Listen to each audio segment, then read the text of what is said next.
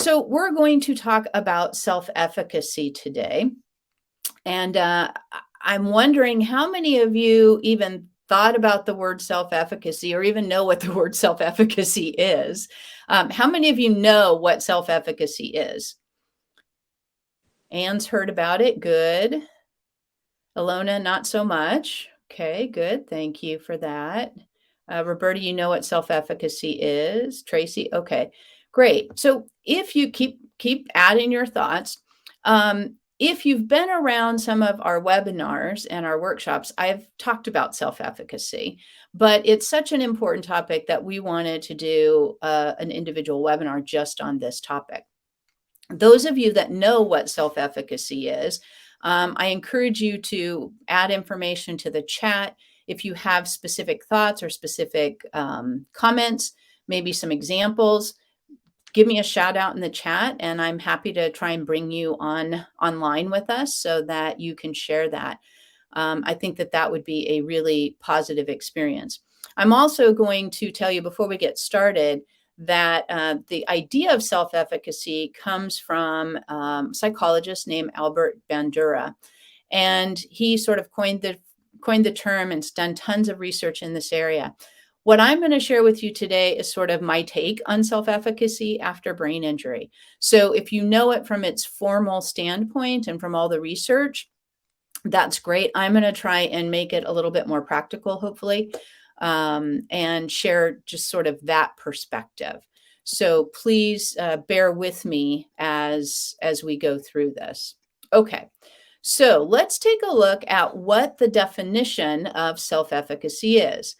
Now, this first definition, both of these come directly from Albert Bandura. And so what I want to make sure is that we give his actual definition, and then we'll sort of modify and have a little discussion about it. So self-efficacy is the belief in one's capacities to organize and execute the courses of action required to manage prospective situations. Like what? That's a lot of words. So basically what self-efficacy is, it's a person's ability or belief in their ability to succeed in a particular situation. So we're going to talk about that because it's in a particular situation that really is the crux of self-efficacy. Such beliefs in yourself play a major role in determining how you think, how you behave, and how you feel. So I have in the handouts, if you download the handouts, I have a reference to Bandura's original work, Self-Efficacy in Changing Societies. It's a book. I'm pulling excerpts from his work and, of course, giving him full credit for all of this. So anything that has a quote in it is basically coming directly from him. Excuse me. I also wanted to share an article with you. This is my favorite article on self-efficacy. So I'm going to go ahead and put that in the chat. Don't go to the article right now. Stick with me, and then you can read the article later. Actually, yeah, I'll go ahead and give it to you because I want to make sure everyone can get to it. It's on a website called Very Well Mind, which is an excellent website, I think. It has sort of peer-reviewed, very practical articles on a wide variety of topics. So some of the information from this webinar is going to come from that you'll notice some similarities in the article with the Very Well Mind. So I want to make sure that you had that as a reference and as a resource, and that you know that this is coming from Albert Bandura. All right, so your belief in your ability to succeed in a specific task or a specific situation. That is an important distinction between self-efficacy and self-esteem. So sometimes people say, well, what's the difference? It's all the same. It really isn't all the same. Self-efficacy is that belief in your ability to succeed in a given situation. So it's very specific. It's unique to a particular situation. Self-esteem is sort of your respect for your own value or worth in a broad-based sense. It's not unique to a particular situation.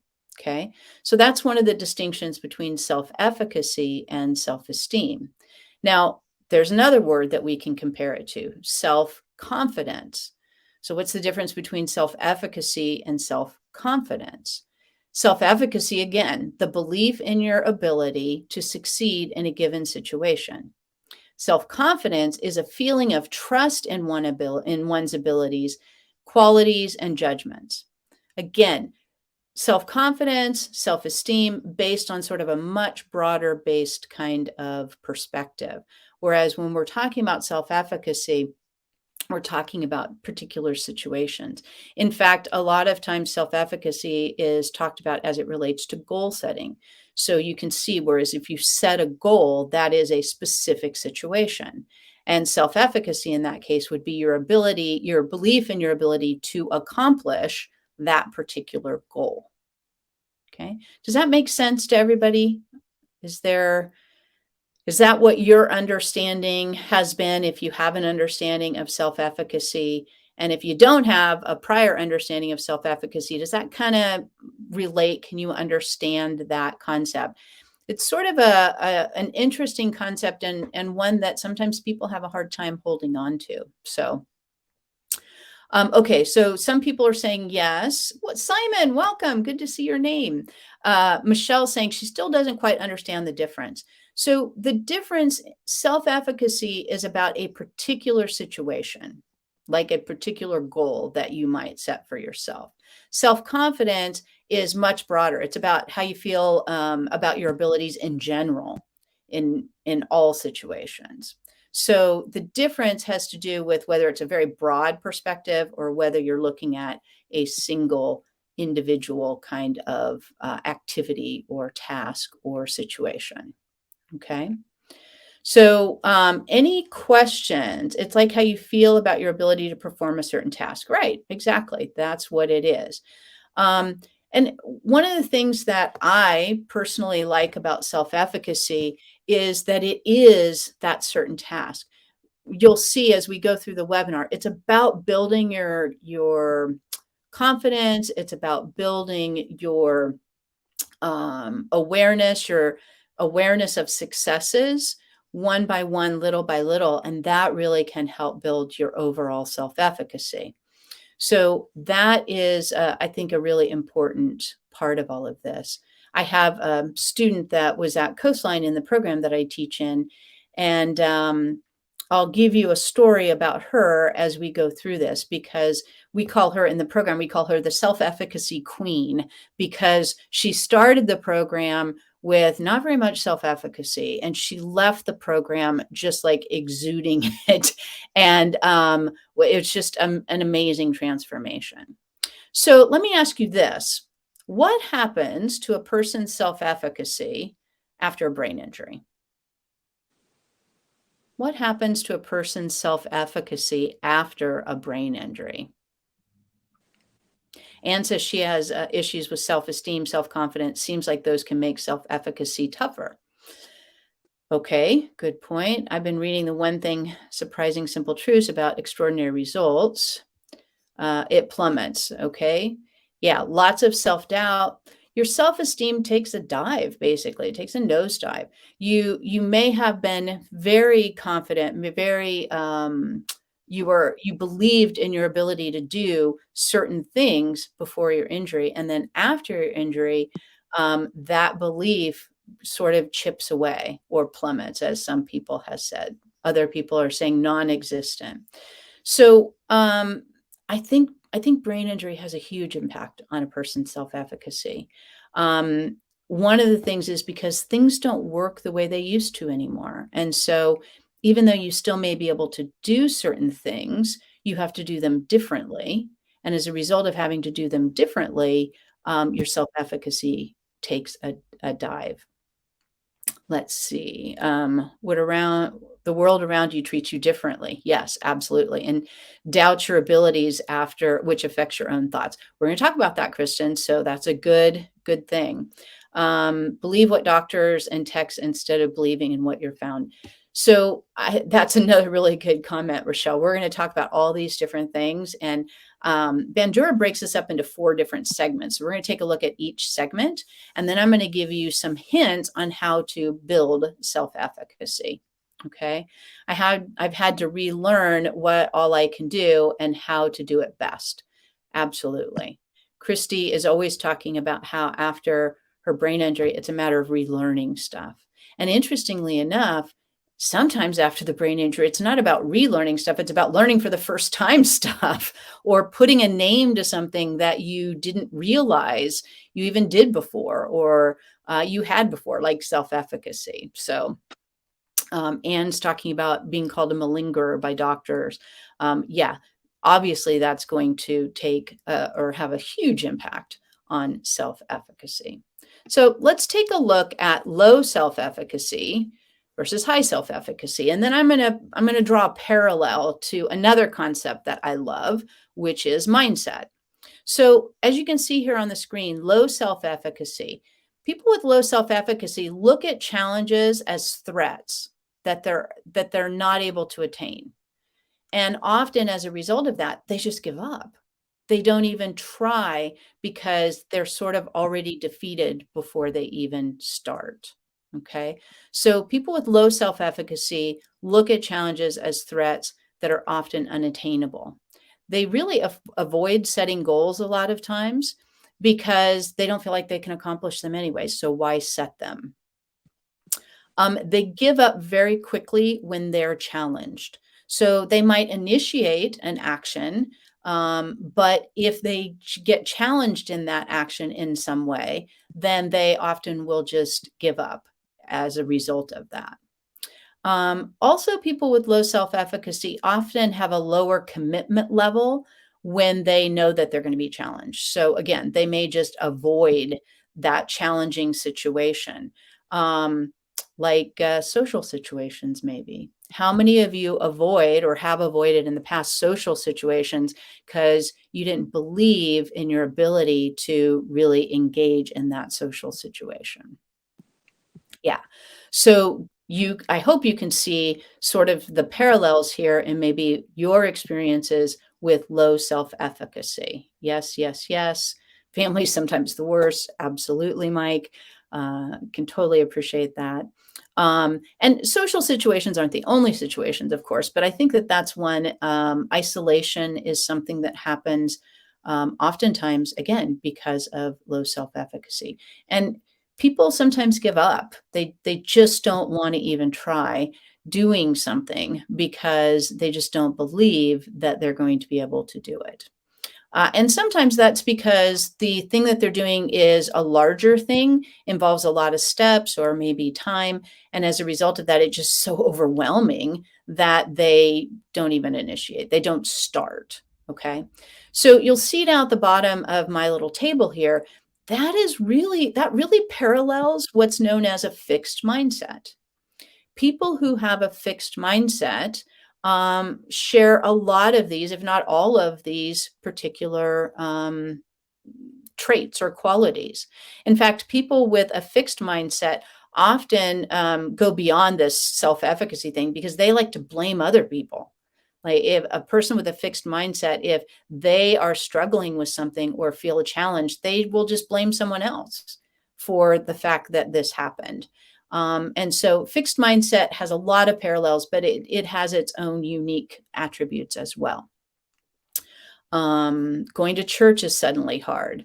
Uh, Going to church, Roberta, I'm curious about that. If you'd write in the chat, what about that is hard? What are you feeling or experiencing? And we're gonna get to some of the feelings and experiences here as we move on. But that's just a really great example of what we're talking about. Okay, let's see. Is low self-efficacy part of why TBI folks often have problems with initiating tasks? I would say yes. I'm not a medical doctor. I'm a teacher, but I have experience working with people with brain injuries for a very long time now. And I would say from my own personal perspective, yeah, if you don't have high self-efficacy or even medium self-efficacy or a little self-efficacy, initiating is very, very difficult because you don't believe that you will be able to do it. And so people just stop. And sometimes you've been told you can't do it. And sometimes you've done it and you failed and you've given up. So all of that, I think, very interesting and very relevant. Church is emotionally overloading, Mike says. So that's a good example. So you have have self-efficacy with one task, but high self-efficacy for speeches. Yeah, you can have, because self-efficacy is sort of task specific or situational specific, you can have high self-efficacy in one area and not high self-efficacy in another area. And so part of what we want to do today is to talk a little bit about, okay, how do we address this? How do we approach this in a way that we can begin to help build your self-efficacy in general? Okay. Um, Church is painful with people talking around me, so I don't put myself in settings with multiple people. Okay. So I'm going to address some of this as we move on. Let's take a look at high self-efficacy. If a person has high self-efficacy, these are some of the traits that they exhibit. Okay. They look at challenges as difficulties rather than threats. It's like, I know I'm going into this. I know it's going to be hard for me, but you know what? That's a challenge. I'm okay with that. It might be hard, but I'm willing to do that. I believe I can do that. It might take me longer after your brain injury, right? Things take longer. Processing speed is slower, but that doesn't mean you can't do it. And that, I think, is another key aspect of low versus high self-efficacy. High self-efficacy, you set and embrace your goals. Set and embraces goals. That's not very good English, I'm sorry, but you set goals and then you embrace them and you create a plan to accomplish them. If you've gone through our goal setting workshops and webinars, you know, one of the obstacles of goal setting is people have a hard time writing out the goal, knowing what the goal should be, clarifying the goal, and then figuring out how to break that goal down into manageable pieces so that they can actually accomplish it. Okay. Another thing is people with high self-efficacy recognize and accept challenges. So they see the challenge and they go toward that challenge. I'm going to accept this. And, you know, it may not work out exactly the way you want it to work out, but this is how you learn. This is how you improve. Okay. If you don't try, you don't have the opportunity to improve. And you'll see on our list here at the very bottom, it says fail forward. There's a book called Failing Forward. That's one of my favorite books. And it's all about this idea of we as humans are going to fail. I fail. I make mistakes. I screw up. I fail. It's what I do with that failure that's going to matter. And as a person with high self-efficacy, hopefully, a person with a growth mindset, I am going to look at that and I'm going to try and figure out, okay, what can I do differently next time? I'm going to fail forward. My good friend Patty, I don't know if she's in the group here or not, but is Patty here, Christy? My No. good friend Patty is so great at failing forward. I get texts from her and she says, okay, failed forward. She doesn't let it get her down. She acknowledges and recognizes it and figures out ways around it. She has high self-efficacy. People with high self-efficacy show an interest regardless of the challenge. So again, you know, it's like you see this is going to be a challenging thing and you keep an interest in it. A lot of times people with low self-efficacy, again, they see a challenge, they turn around, walk the other way because they don't want to take that challenge on. They don't want to fail in that challenge. We learn from failures. We actually learn from the mistakes that we make. And if we don't learn from the mistakes that we make, then I hope that we can help you at best begin to learn that it's okay to make those mistakes. As long as you're looking at them, you're exploring them, you are then assessing them, and then you're trying to figure out what can I do differently. We all make mistakes. We all fail. It's what we do with those. And that's going to be part of that high self-efficacy. And it's also that growth mindset. People with high self-efficacy are resilient. Resilience is a word that's sort of come into the norm in the last, I don't know, 3 or 4 years, maybe 5 years or something. We've heard, at least I've heard it a lot more in that period of time. And you know, resilience is really sort of looking at adversity and moving on, pushing through it, recognizing it, acknowledging it, and, trying to do something with it. So I mentioned fail forward and I mentioned the growth mindset. So has this been helpful to sort of see the difference between low and high self-efficacy?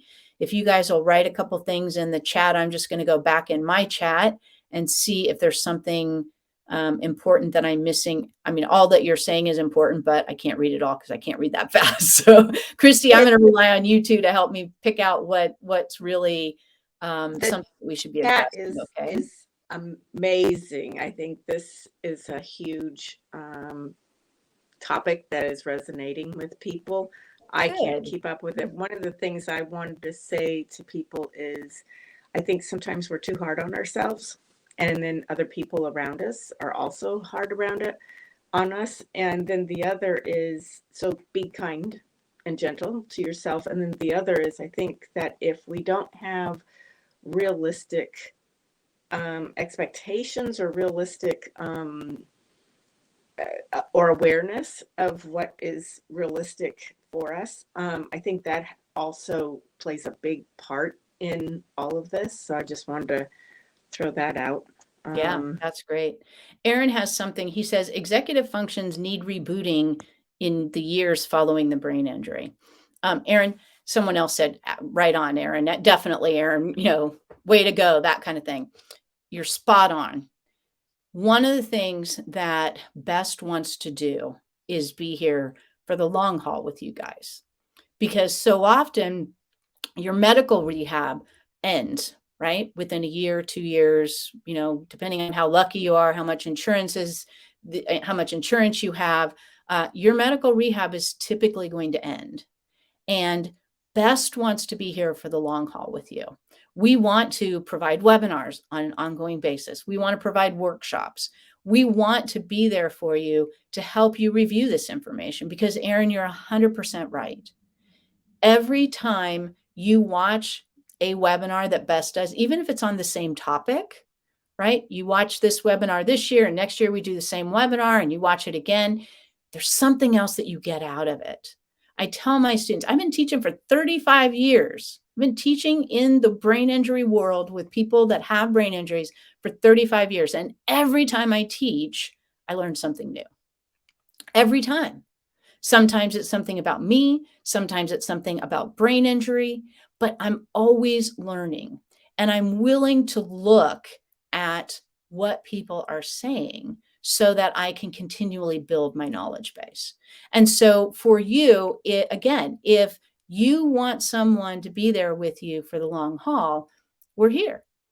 We're not going anywhere. We're going to keep providing webinars. We're going to have some of the same webinars so that you can go back and repeat them and hopefully build and grow more. We're going to have new webinars so that we can, keep those of you that have already gone through our webinars interested and engaged and all that good stuff. But you're 100% right, Erin. Thank you so much for saying that. In fact, at Coastline, where I teach, we have a refresher course every single year in the spring. One time a year, we have a refresher course, and that's for any alumni student that's graduated from the program that I teach in, the ABI program at Coastline, can re-enroll for a short 6-week kind of refresher of some of the topics that we talked about or that they learned about in the program. And that's because you do need a refresher on this stuff. You need to hear it once, and it just sort of gives you a little bit of interest, a little bit of information. The more you hear it, the more you can absorb it, the more you can apply it, and the more you can generalize it to other areas of your life. So thank you very much for that. There's one other comment here that I wanted to address before I move on, and now I think I've lost it. That's one of the problems with these chats, It's so easy to get lost. Hard that you can't hold it and bookmark it. Yeah, I wish I could. I don't know. I'll have to. Oh, I can pin messages. I didn't know that. So I will do that next webinar. I will definitely do that.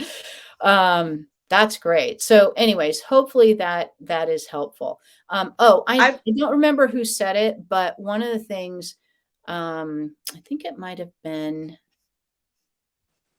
Michelle that said something that was extremely important. In the next break or in the next question area, I'll see if I can find It that. might have been about initiation, and then there's a couple things that are people are listing that they have problems with that give them kind of a hit. Mhm. And one of the things that I would just throw out there is it's kind of one of those failing forward things that you, if you're aware that you have these issues that, in many of them were social situations that I saw, you can limit yourself to that, but then you start isolating yourself. And the other is that if you just put yourself out there in a social situation, you're aware that the social situation takes you, um, get, can trigger you in some way. Try to come up with some strategies such as, you know what, I'm going to try going in this social situation for X period of time, and just keep adding that and kind of re-looking at it as you add a little bit more time or continue to try type of thing, but don't make yourself suffer for the duration, say, of a church service or a, um, um, support group. I saw somebody say there, but, just come up with some kind of strategies that you can take things at, and Michelle had mentioned doing a goal, doing something at baby steps. Mhm. You don't need to stay in a situation socially unless, even if you're waiting for the car ride, you came with somebody in a car, you can have the strategy of going and doing something in a quiet area. You know, that's something that you're, come up with solutions, some strategies that can help you increment those into baby steps. Absolutely, Christy. And we'll talk a little bit about that as well. Michelle, I found the two things that I saw that just sort of stood out to me. Michelle says, I cannot tolerate the repeated failures and have low frustration tolerance. Um, I myself, Christy can attest to this, have low frustration tolerance sometimes on certain kinds of things. On those things that I think should work or that I think I should know, I have very low frustration tolerance. When I'm working with other people, hopefully I have better frustration tolerance. But Michelle, I totally get what you're saying. And I think, as Christy was saying, part of this is going to be figuring out, and I'm going to mention self regulation now, we're going to mention it again at the end, but part of it is using that planning aspect of self regulation to really prepare yourself so that you have a plan in place, so that you may be able to lessen the number of failures that you have. And you may be thinking, Michelle, I don't know, but you may be thinking, well, I always have a plan. Or you may be thinking, that's interesting. I never have a plan. I always just do stuff. If you just do stuff, having a plan is going to help. If you already have a plan and it's not working, then I would argue that your plan is not great. And you may need to rethink that plan. The other thing that Michelle said, which I will be interested to hear what you guys think. So I want you guys to respond in the chat about this. She says, I also conflate the failure with my sense of self. I think this is about me rather than something I did. That's so insightful, Michelle. Absolutely amazingly insightful. So brilliant. And I'm sure that there are lots of people here that can relate to that. Okay, so in terms of the development of self-efficacy, again, this goes right back to Albert Bandura. He has 4 different developments, ways to develop, okay, self-efficacy: mastery, social modeling, social persuasion, and psychological responses. Okay, now you don't have to know what all 4 of those things are. I'm going to give you his definition, and then we're going to do it ourselves, right? We're going to do it the practical, way that I tend to do more things. So, all right. So the first way of developing self-efficacy is through mastery. Performing a task successfully strengthens our sense of self-efficacy. And that makes sense, right? Success is going to build our self-efficacy. Because if our self-efficacy is our belief in our ability to do something, a particular thing, then success at that thing is going to make sense, build our self-efficacy. Failure or perceived failure, let me just clarify, failure or perceived failure is going to lower our self-efficacy. And I'm saying failure and perceived failure on purpose, because sometimes we fail and sometimes we think we fail, but it's not a big failure, right? It goes back to what Michelle's talking about in terms of sort of conflating or overemphasizing that something didn't quite go right. It's like you're a few minutes late for something, or, you forgot something, and that becomes this devastating, and again, I can appreciate some of these things my own self, this devastating thing. And in the reality of the situation, yeah, you were late, but you were 5 minutes late, not 3 hours late, and you didn't miss the whole thing. So this is where we're going to talk about successes and looking at small successes. So mastery is one way to help improve self-efficacy, and mastery is performing a task successfully, no matter how small that task is. Okay, so here's sort of my little thing, right? Recognize and celebrate your successes, no matter how small. Okay, if you miss appointments, or you miss social engagements, or you go out but then you have to leave a social engagement, that's okay. That's our starting point. That's our baseline, right? Recognize that and then celebrate the small successes. You actually went. I get it. You didn't stay very long, but you went. That's a success. I was late, but I was just a few minutes late. This may be hard, and some people may be thinking, yeah, but I was still late.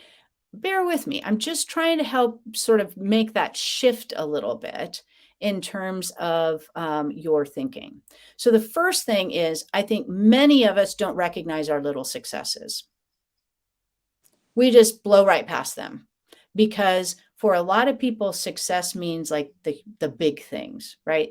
The getting the job, not just I finished my resume. Thank goodness I finished my resume. That's a step in the process of getting the job. Getting the job is the final outcome, but there's so many things that you have to do to get that job. So many successes along the way that if you don't pay attention to, and if you don't celebrate them, you have to wait so long to get the job, maybe. Not because you're bad, but because jobs are hard to get, maybe. That you lose, you give up. You have that low self-efficacy kind of thing. Another thing is to set goals that are attainable, but a little bit uncomfortable. And this is, again, that idea of higher self-efficacy. It's sort of like you go with the challenge. You want a goal that is attainable. You're somewhat confident that you can do it, but it's going to put you out of your comfort zone a little bit. It's going to make you a little bit uncomfortable doing some of that. Okay. Someone mentioned something about a success journal. Success journals are essential.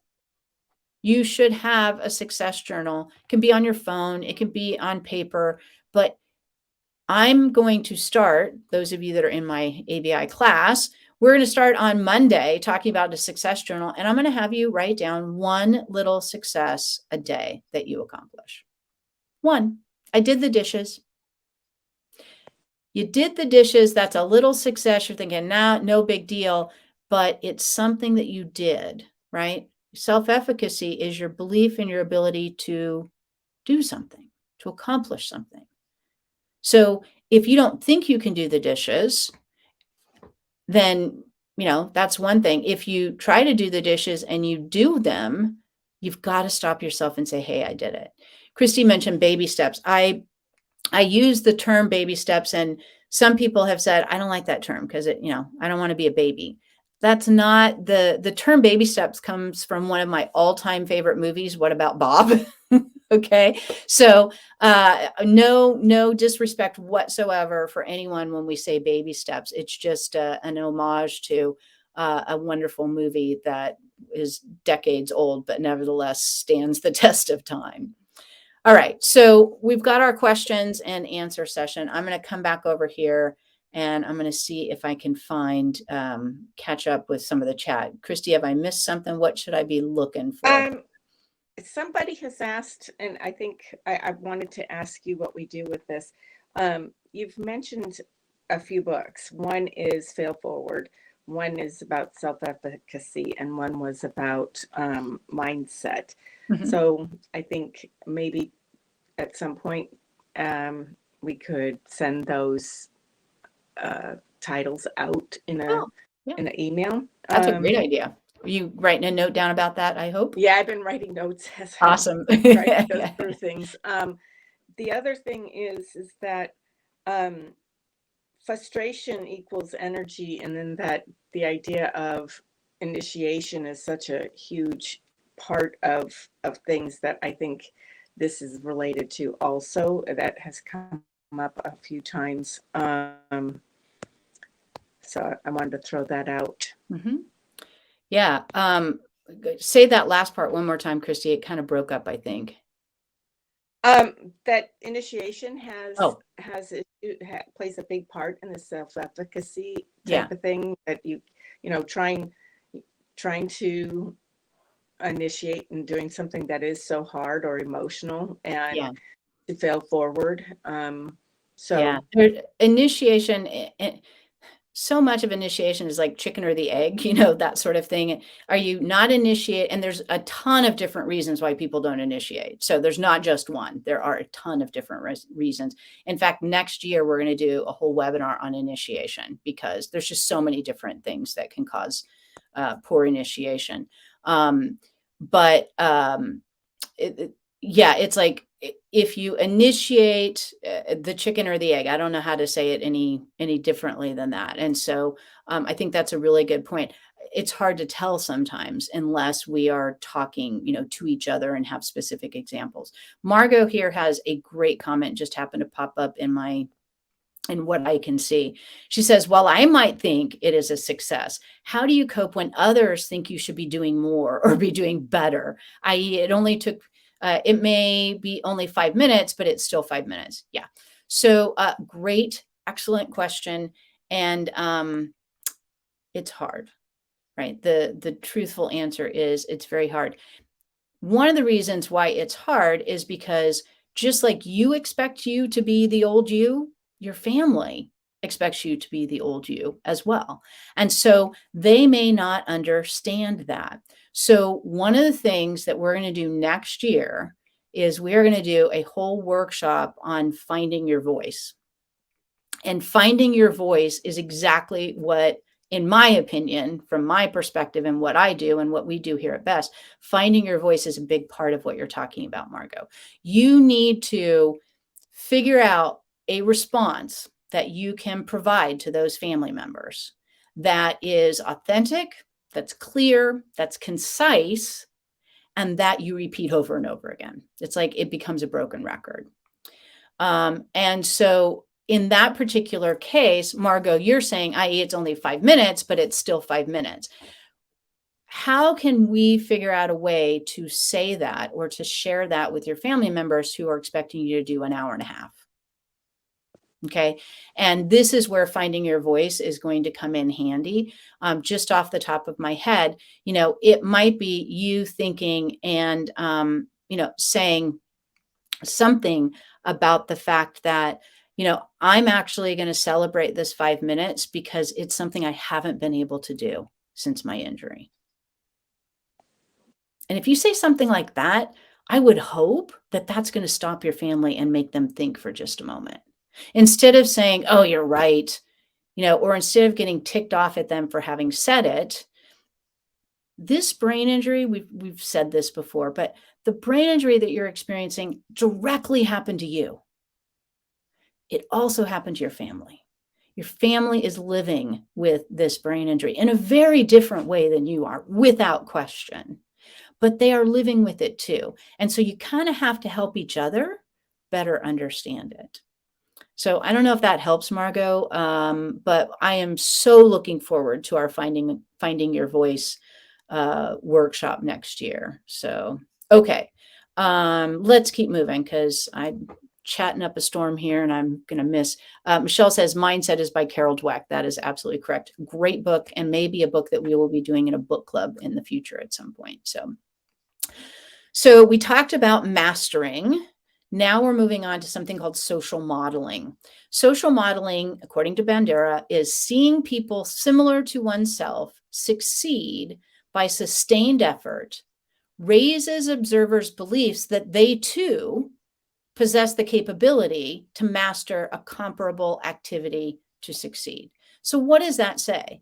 It says you seeing Christy use her iPhone as a cognitive prosthetic gives you some insight as to, if Christy can learn it and she has a brain injury and she started off with a flip phone, guys, so she can do it. You know what? Maybe I can do it too. That's the social modeling. Okay. One of the things that you have to do, though, in social modeling is you have to look for people that are similar to you. Now, that might be in your support groups, or that might be in a best workshop, or that might be, a support group that you have at your church or something like that. But you want to find people who are similar to you, who you can learn and help each other. Observe and see again that Christy is, here on this webinar, and she's getting in and she's got great insights and great things to share. And, maybe that makes, Anna or Michelle or Kristen or Margot go, maybe I should share what I'm thinking too. That's social modeling. Okay. Recognizing and acknowledging the success of your peers too, I believe, is a big part of this. Now, remember, I'm not going with the strict Albert Bandura, self-efficacy research and all that. I'm sort of putting my own little twist on this, admittedly so. Okay. But recognizing and acknowledging the success of others,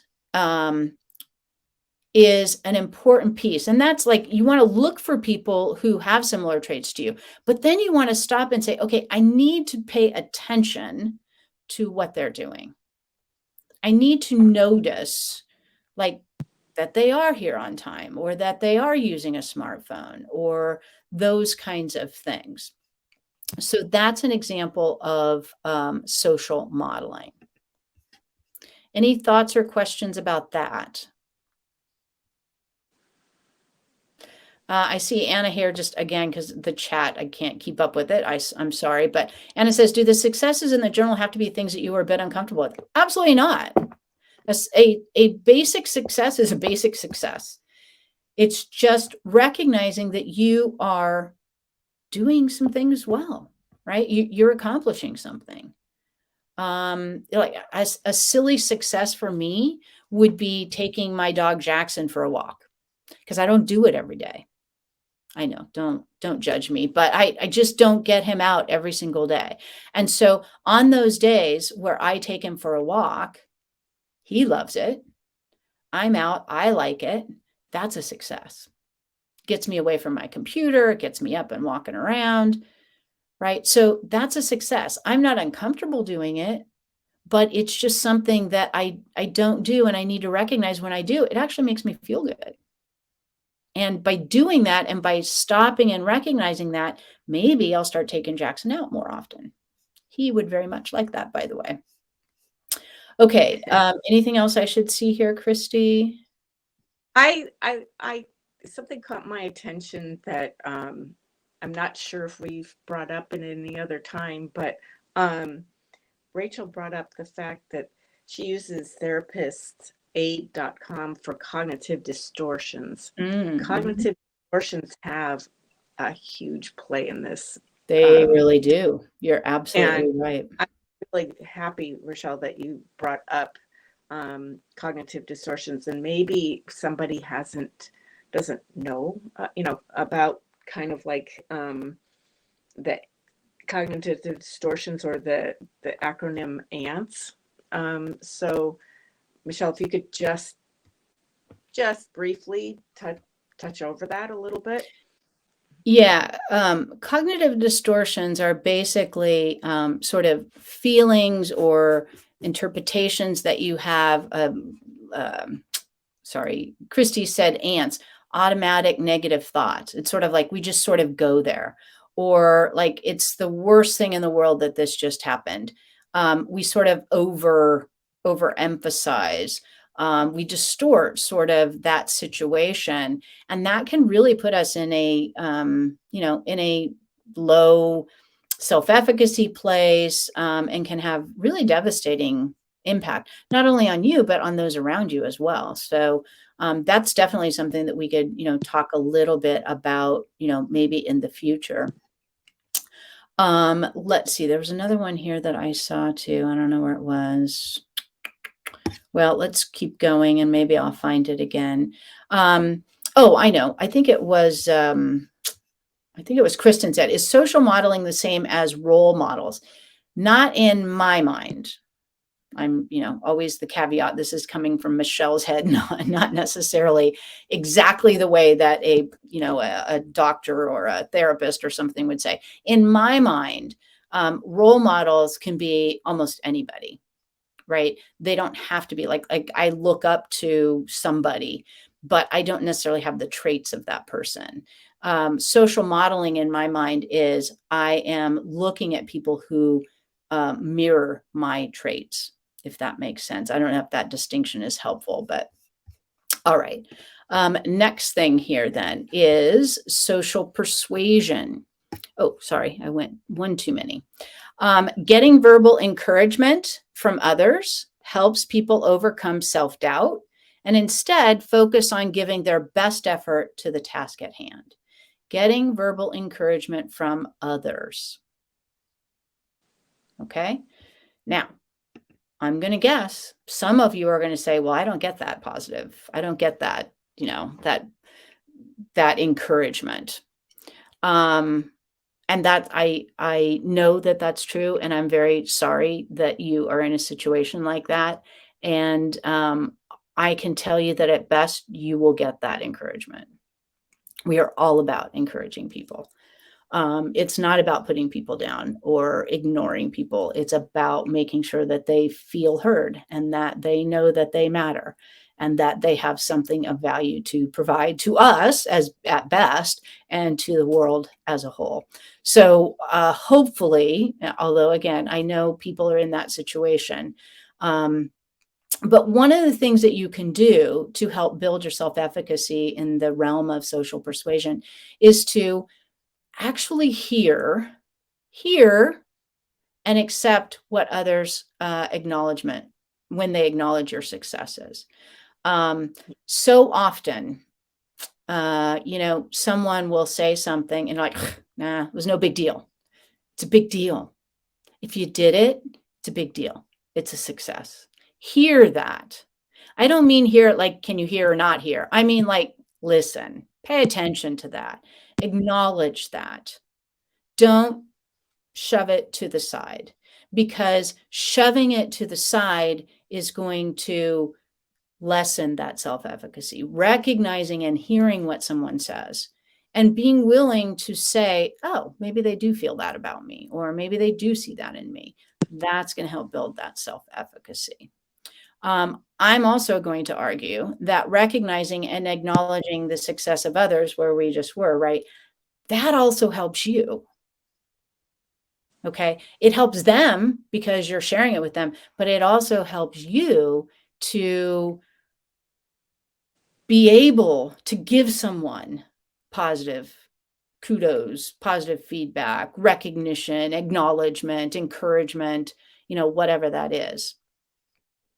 And sometimes that is not necessarily, a really big thing. Like in class, I try to be very good at telling people, that's a great question. right? Even if I don't know the answer to it, like some people, you don't know the answer to the question. It's like, oh, so you slough it off and you try and go a different. It's like, no, that's a really thoughtful question. Thank you for asking that. Something happened in class the other day, and one of my students asked, just sort of out of the blue, we were having a conversation, and he said, it was about transitioning. And he said, does that make you anxious?